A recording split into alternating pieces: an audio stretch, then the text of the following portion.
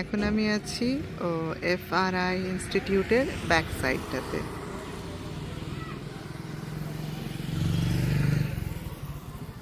এটা হচ্ছে ব্যাক পোর্শনটা।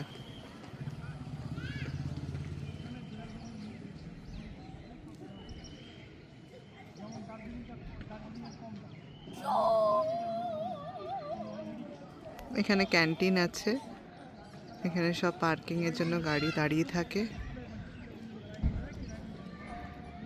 মেন গেটটা এখান থেকে 2 কিলোমিটার দূরে। সেখানে এন্ট্রি করার টাইমেই পার্কিংয়ের জন্য স্লিপ কাটতে হয়, আর এন্ট্রান্সের জন্য টিকিট লাগে। তো আমরা তো 5 জন আছি, 4 জন অ্যাডাল্ট, একটা বাচ্চা, 100 রুপিসের টিকিট লেগেছে।